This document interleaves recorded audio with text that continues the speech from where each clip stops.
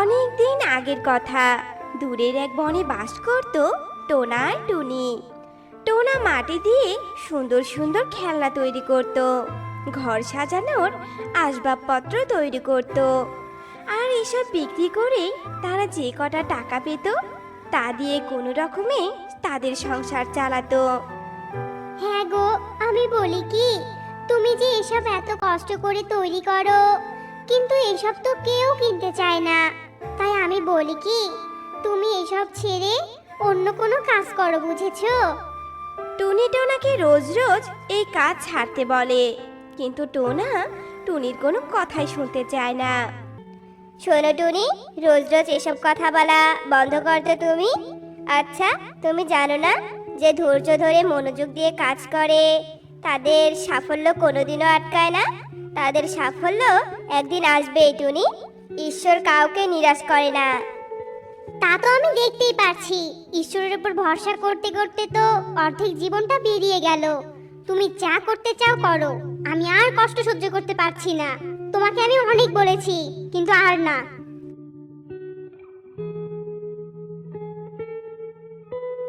এই বলে টুনি সেখান থেকে চলে যায়, আর টোনা বসে বসে মাটির খেলনা তৈরি করে।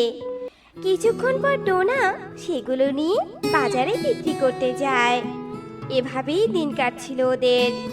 বনের সবাই ছিল অনেক ধনী আর বড়লোক, তাই বনের বেশিরভাগ পাখি টোনা আর টুনিকে অনেক অপমান করত, কারণ টোনা টুনি অনেক গরিব ছিল বলে।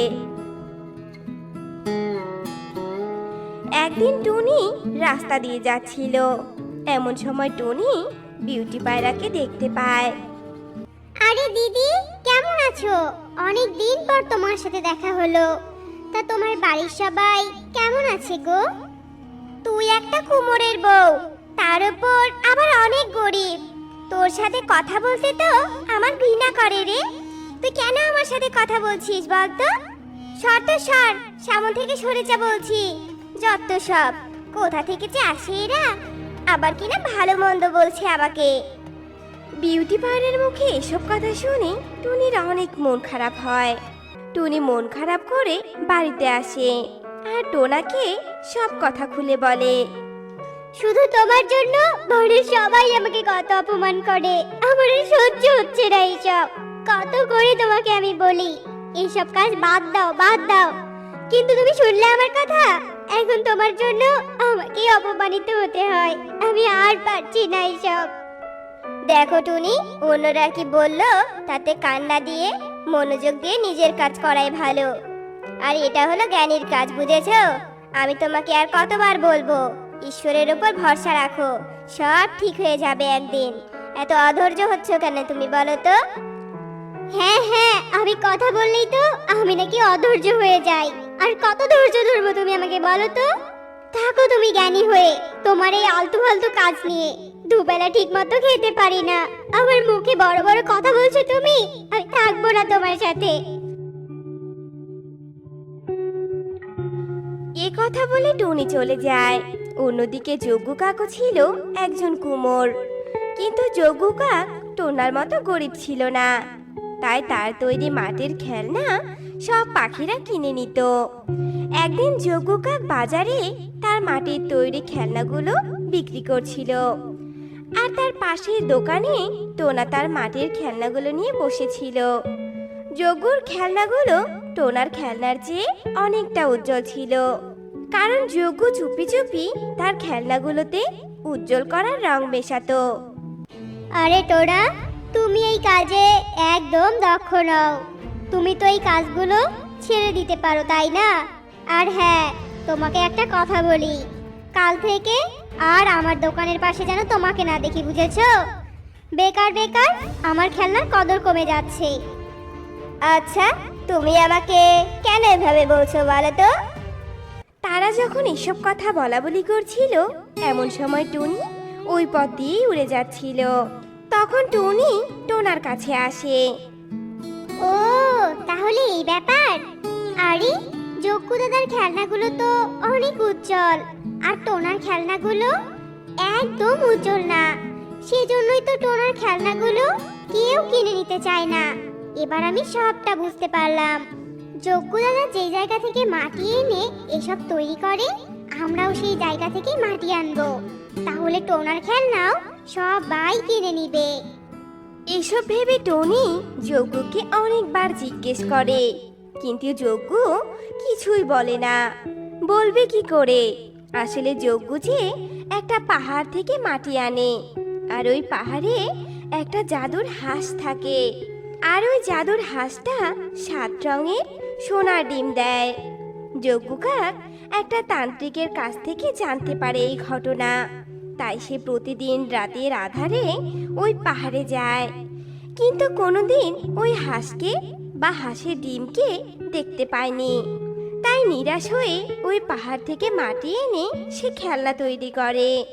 আর এইদিকে যজ্ঞ কাক কোনো কিছু না বলার কারণে টুনি মন খারাপ করে বাসায় ফিরে যায়।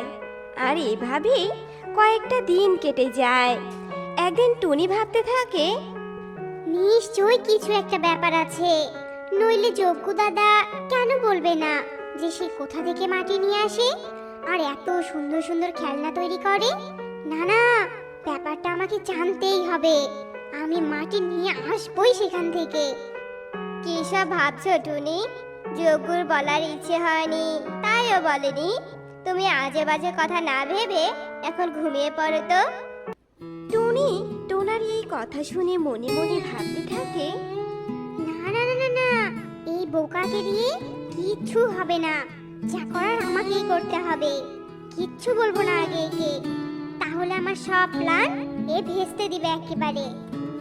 এসব বলে টুনি চুপি চুপি বাহিরে বেরিয়ে পড়ে আর যজ্ঞর ওপর নজর রাখতে থাকে। এমন সময় টুনি দেখে যজ্ঞ কাক একটা হারিকেন হাতে নিয়ে ওই দক্ষিণে পাহাড়ের দিকে যাচ্ছে। এরপর টুনিও যজ্ঞর পিছনে পিছনে যায়। এদিকে টোনা টুনিকে ঘরে না দেখতে পেয়ে বাহিরে বেরিয়ে আসে আর দেখে টুনি যজ্ঞর পিছনে পিছনে যাচ্ছে। এদিকে টোনা তাদের পিছনে পিছনে যায়। যজ্ঞ ওই পাহাড়ের ভিতরে ঢুকে যায় আর টুনি বাহিরে দাঁড়িয়ে দেখে।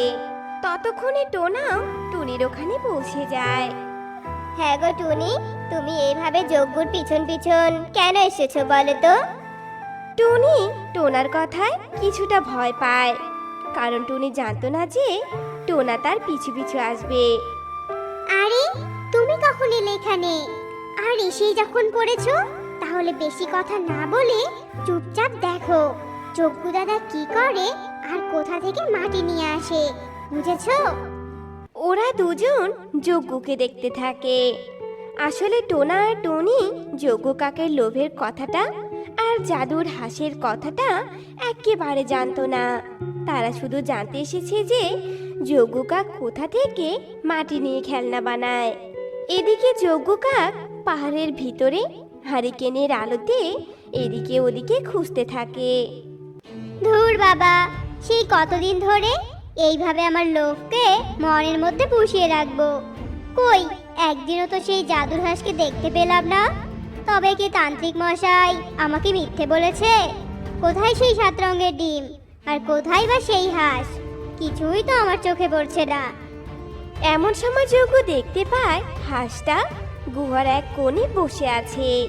আর এ দেখে যজ্ঞ বলে, আরে আরে আরে, ওই তো সেই জাদুর হাঁস। পেয়ে গেছি রে, পেয়ে গেছি।